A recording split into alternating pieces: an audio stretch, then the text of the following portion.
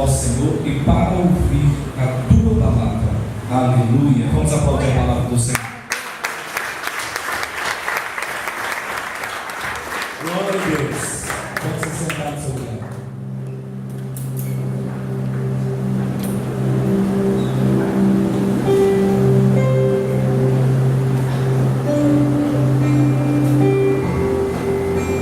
Atos dos Apóstolos, que é os atos do Espírito Santo de Deus por meio de homens que foram cheios do Espírito Santo para propagar o Evangelho, propagar o reino de Deus. Atos dos Apóstolos foi escrito por Lucas. Lucas foi um médico. Ele foi um médico de Paulo. E Lucas, ele escreveu Atos direcionado a um amigo dele chamado Teófilo. O nome Teófilo significa amigo de Deus. Segundo a história, Teófilo foi um homem muito importante da realeza. Ele fazia parte do governo de Roma. Então, quando Lucas escreve Atos dos Apóstolos, endereçado a Teófilo, eu penso comigo que era de fato um homem muito importante. Mas Atos dos Apóstolos foi inspirado, o Espírito Santo inspirou Lucas a escrever. E o interessante é que ele também escreveu o Evangelho de Lucas. E no final do Evangelho, ele narra as palavras de Jesus. Quando Jesus chega para os discípulos, no capítulo 24, versículo 48 e 49, diz assim: vós sois testemunhas destas coisas. Então Jesus disse para os discípulos: olha, vocês estão testemunhando isso aqui. Isso quer dizer, vocês estão vendo o que eu estou fazendo. Vocês estão comendo a mesma mesa comigo, estão vendo minha vida como é que é, a dedicação que eu tenho, o que eu passei, o que eu sofri por amor à humanidade. Vocês testemunharam Getsemane quando eu fui entregue. Vocês testemunharam a cruz quando eu fui crucificado. E vocês testemunharam minha ressurreição quando eu ressuscitei no terceiro dia. Vocês testemunharam tudo que eu fiz na terra. Vocês viram o que eu fiz. Vocês viram como eu cumpri a vontade do meu Pai. Agora vocês precisam testemunhar. Vocês precisam falar a meu respeito para as pessoas de tudo aquilo que eu fiz. Vocês precisam falar. Vocês são minhas testemunhas. Agora ouça bem, vocês não vão falar de qualquer maneira. Vocês vão ser revestidos de poder, para que depois vocês falem de mim. E vocês vão falar de mim de tal maneira que eu vou estar com vocês até a consumação de todas as coisas. Eu vou estar com vocês. E verdadeiramente Jesus estava com os discípulos a todo tempo por meio da pessoa do Espírito Santo, porque o Espírito Santo também é Deus. Então, mas ficar em Jerusalém até que do alto vos sejam revestidos de poder. E ele renova, ou se foi necessário renovar a promessa, mas de certa forma ele fala da promessa de Joel no capítulo 2, versículo 28 e 29. Diz que nos últimos dias derramarei do Espírito sobre toda a carne, vossos filhos e vossas filhas profetizarão, vossos velhos terão visões, sonharão, né? E vossos jovens vão lá, lê lá então, mas não fala coisa aqui. Vossos jovens profetizarão ou sonharão. Mas vamos lá. Joel capítulo 2, versículo 42. Quando eu chego um pouco nesse negócio, Joel 2, 28, 29, quando eu chego no negócio de sonho, aí eu me pergunto, mas eu quero passar para vocês a mensagem do jeito que ela está escrita. Quem achou Joel 2 ali? Oséias, Joel 2, 28. Dê para nós aí, 28 e 29. E acontecerá depois que derramarei o meu espírito sobre toda a carne. Presta atenção. Sobre toda. Peraí, rapidinho, sobre toda. Repete comigo, sobre toda carne. Repete comigo, sobre toda. Não sobre a tua cabeça, assim, diz sobre toda. Até a cabeça, até os pés. Diga assim, até os pés. Sobre toda a carne. E o que mais? Vossos filhos e vossas filhas profetizarão.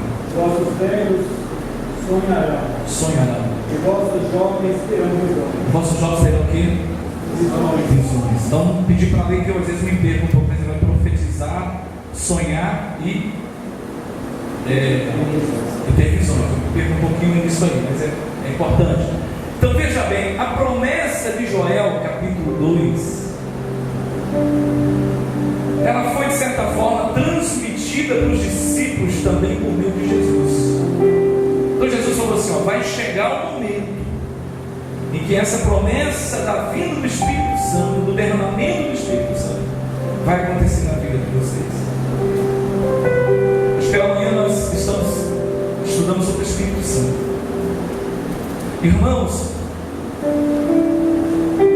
e nós temos estudado sobre o Espírito Santo. Eu já estudei na matéria teológica o Espírito Santo, o estudo sobre o Espírito Santo é pneumatologia, é o estudo sobre o Espírito Santo. Eu fico pensando, irmãos, como que é bom você voltar e relembrar as coisas. Quantas vezes você, não que você esquece, mas parece que você deixa de viver por algum momento aquilo que Deus está querendo que você viva. Então esse estudo sobre o Espírito Santo está sendo muito lindo, muito importante para mim e para quem está vindo. Se eu fosse o seu viria domingo pela manhã, porque estamos colocando frente a frente com a palavra de Deus e trazendo para nós o entendimento de quem é a pessoa do Espírito Santo. Por que essa promessa foi feita em Joel? E por que Jesus reforçou essa promessa? E por que ela se cumpriu em Atos dos Apóstolos, capítulo 2? Por quê? Porque, irmãos, Jesus já tinha prometido que ele enviaria o Consolador. A palavra Consolador, ela tem uma tradução de Paracletos. Paracletos, ela tem uma tradução de semelhante, ser igual. Então quando Jesus diz assim, eu vou para o Pai, mas eu vou enviar para vocês o Consolador, está dizendo assim, vai vir igual a mim, que vai cuidar de vocês, que vai fortalecer vocês e vai dar para vocês a autoridade para fazer coisas até maiores do que eu fiz. Vocês vão ter autoridade, mas é necessário que vocês permaneçam em Jerusalém, permaneçam na cidade. Então, irmãos, veja bem, vossos filhos e vossas filhas, o que acontece? Profetizarão. Os vossos velhos terão o quê? Sonharão. Vossos jovens terão o quê? Visões. E até, versículo 29 aí, e até sobre os servos e as servas, até sobre aquelas pessoas que ninguém dá nada por elas, derramarei do meu Espírito Santo. Derramarei do meu Espírito Santo. E aí nós aprendemos que o Espírito Santo, aí nós entendemos que o Espírito Santo é Deus. entendemos por que Jesus falou que ia enviar um que é Paracletos, que é semelhante a Ele, que é parecido com Ele, que é igual a Ele. Porque assim como Jesus é uma pessoa, o Espírito Santo também é uma pessoa. Obrigado. E uma coisa interessante é que 120 pessoas se reuniram em uma sala grande para esperar o cumprimento dessa promessa. E eu fiquei pensando, irmãos, que todos eles estavam em oração, no mesmo sentimento, numa mesma visão, desejando o mesmo, no mesmo propósito, no mesmo espírito, numa só união e numa só comunhão. E a Bíblia diz em Atos capítulo 2, de repente, ao se cumprir o dia de Pentecostes, um vento impetuoso. Veja que nós aprendemos que vento é símbolo do Espírito Santo. Vento não é o Espírito Santo, mas simboliza um vento impetuoso. Algo, irmãos, que dá com ímpeto é algo que dá com força.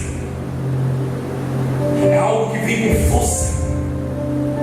E veio naquele lugar. E sobre a vida de quem? Sobre a vida daqueles que estavam em obediência.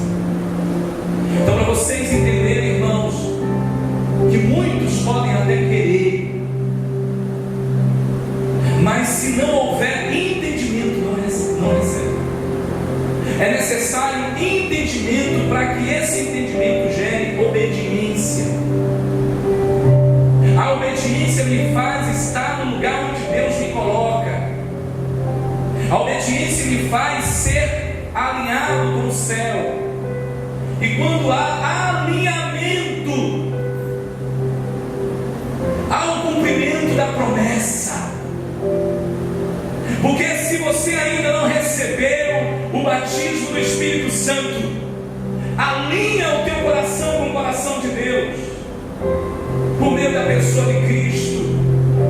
Alinha tua alma com a alma de Deus, por meio da pessoa de Cristo. E você vai ser encharcado com a chuva que vai vir do céu sobre a tua vida, porque a água, chuva, nós temos aprendido que também é símbolo do Espírito Santo. Não é o Espírito Santo, mas representa, é símbolo do Espírito Santo. Deixa Deus fazer chover sobre a tua vida a chuva que representa o Espírito Santo de Deus. Irmãos, e quando a gente deseja, eu quero dizer uma coisa para você. Quando há um desejo, há uma luta, há uma persistência. Quando há um desejo, há uma motivação. Quando você deseja alguma coisa e você diz assim, não, eu tendo isso que eu desejo, eu vou melhorar de vida. Então, se eu fazer um curso, se eu fizer uma faculdade, se eu estudar mais um pouco, eu vou me graduar. Então, de certa forma, eu vou subir de nível. Eu vou melhorar na vida. Então, quando você deseja algo e luta por alcançar, há um esforço. E o que te faz lutar por isso? É o seu desejo de galgar, de alcançar lugares altos. E nessa noite eu estou aqui com boca de Deus para dizer para você, para essa igreja, se você deseja lugares altos, começa a subir os degraus que Deus está colocando na tua vida para você subir, e aproximar dele e ser íntimo dele, para que ele gere dentro de você o que ele tem para gerar. Aleluia! E uma coisa impressionante, irmão, que quando você deseja algo, luta por aquilo, você coloca aquilo como prioridade.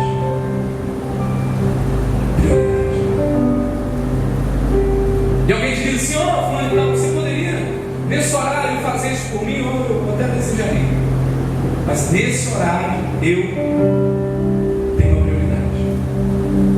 É muito difícil você quebrar. Você já pensou o que vai acontecer com os nossos jovens, com os nossos filhos, com as nossas filhas, se eles começarem a colocar o reino de Deus como prioridade, a busca do Espírito Santo como prioridade? Você já pensou o que vai acontecer comigo e com você se nós buscarmos o reino de Deus e a justiça desse Deus em primeiro lugar? Hoje pela manhã o Cleito falou uma palavra aqui que é Bíblia, está na Bíblia. Ele disse assim: e porque também está escrito que as bênçãos seguirão aqueles que confiam no Senhor. Se você põe Deus em prioridade na tua vida, nós não vamos viver uma vida desesperadamente, de qualquer maneira, preocupados com o dia de amanhã. O que eu vou comer, o que eu vou vestir, o que eu vou ter, o que eu vou casar, eu vou ter casa, eu vou ter carro, eu vou ter um salário. Não, eu já coloquei Deus como primazia, eu coloquei o reino dele como prioridade na minha vida. Estas coisas que ele tem para a minha vida vai acontecer, porque ele é fiel para cumprir na minha vida e na tua vida o que ele tem nos prometido. As bênçãos vão nos alcançar para que o nome desse Deus seja glorificado. Irmãos, olhe para as pessoas que estão no nível de excelência na busca, na intimidade com Deus para você ver. Comece a olhar para essas pessoas para você ver. Comece a olhar para os filhos que eles colocam Deus como prioridade. Perdoa que a sinceridade, igreja do Senhor.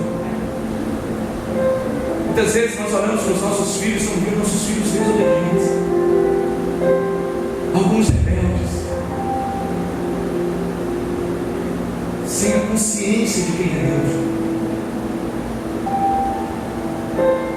sem a consciência de que a quebra de princípios como obediência, como fidelidade e lealdade traz consequências drásticas. Oh, aleluia! Começa a dar glória a Deus, porque a partir de hoje você vai buscar o Espírito Santo para a sua família, para os seus filhos, e você vai dizer para Deus: Deus, toma minha mente, toma meu coração, toma meu ser, toma minha casa, toma minha família, toma os nossos filhos. Deus, eu não abro mão de que eu e minha casa venhamos a te servir. Mas não é servir Deus, irmãos, não é servir Deus somente aos domingos, não é servir Deus apenas quando eu estou precisando de uma bênção. Porque às vezes nós cantamos aquela coisa: preciso de uma bênção, não vou desistir, sem ela eu não vou sair daqui, só saio quando o Senhor me tocar.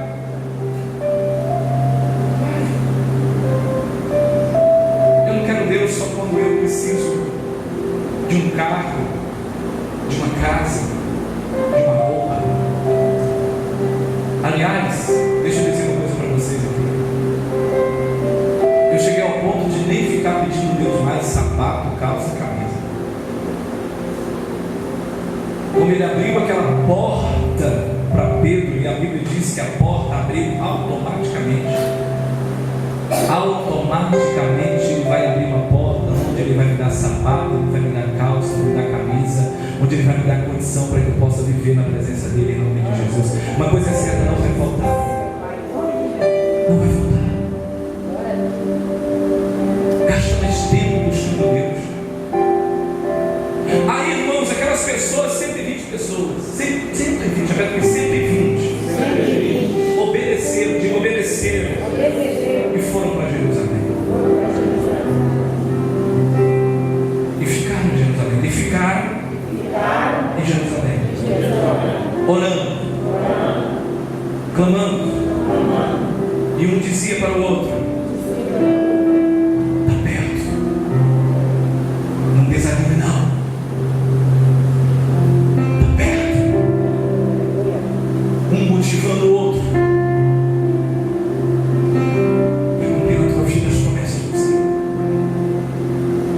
Qual tipo de motivação você tem recebido hoje? Às vezes me perdoa que esse cenário que eu preciso falar, que eu deixo na minha boca, a motivação é: sabe aquela igreja? Larga esse marido aí, Senhor.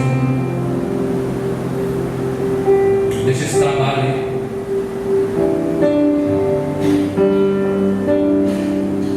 Isso é palavra que motiva, desmotiva a gente. Às vezes não vai dar certo para você não, porque muita gente tentou. Outros vão dizer assim: não, você é pecador, e Deus não vai te ouvir porque você é pecador.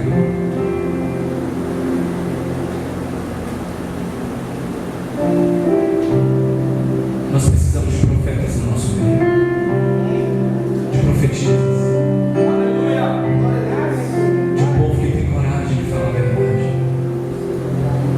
de um povo que ministra as coisas de Deus, os valores eternos.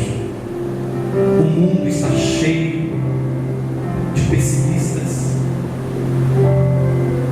de arrogantes, de egoístas.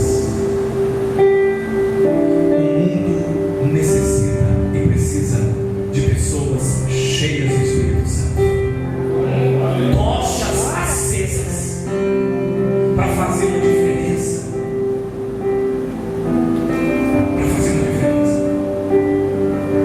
Um povo que não se rende às barganhas, que não se vende, que não negocia princípios com seu ninguém.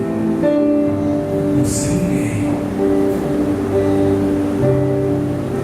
É o filho que chega para o pai e diz: o senhor não é meu pai, mas eu não vou negociar princípios de Deus com seu ninguém. A senhora é minha mãe, mas eu não negocio princípios de Deus. Você é meu amigo, meu esposo, minha esposa, você é meu filho, mas eu não vou negociar princípios de Deus com seu ninguém. Porque tem uma hora que a palavra se cumpre, que aquele que não deixa pai, mãe e filho, por amor dele, amigos, por amor dele. Você pensa em muita gente que a gente gosta e quer bem. Em Teoflotânia eu tinha muitos amigos, muitos, mas eu tive que chegar para eles e falar assim: não, eu não compactuo mais com isso.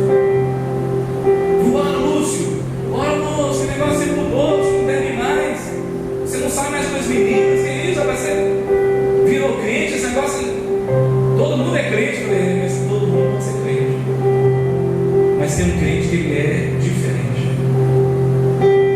é aquele crente que teve um encontro com Jesus. Esse não bebe mais, não fuma mais, não rouba mais, não mente mais, não prostitui mais, não adultera mais, não é mais arrogante, não é mais egoísta, fraudulento. Não, esse mudou de vida. E é fácil você conhecer uma pessoa quando ela mudou de vida, amém? Amém? Está entendendo? Está compreendendo aquilo? Está entendendo? É fácil você compreender uma pessoa que mudou de vida. Porque uma pessoa que mudou de vida não é mais ela que vive, mas Cristo que vive nela. Mas depois essa pessoa mudou de vida, essa pessoa não é mais egoísta.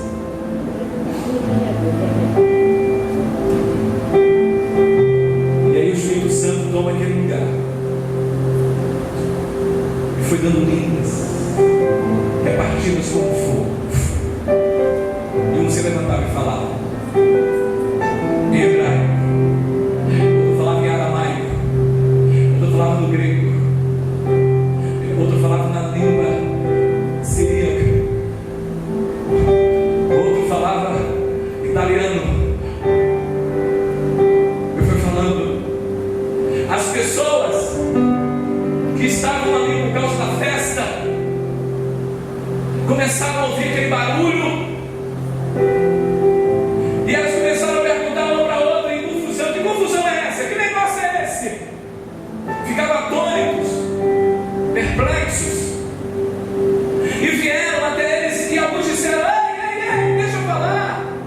eles estão bêbados.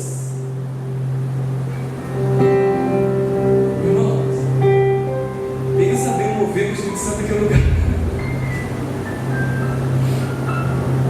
Se as pessoas falavam que eles estavam bêbados, irmãos, então eles estavam,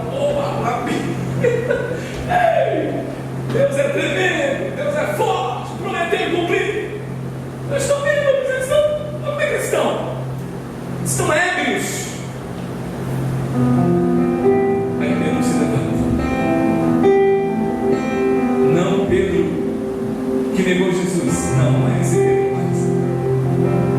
Que negou Jesus, morreu.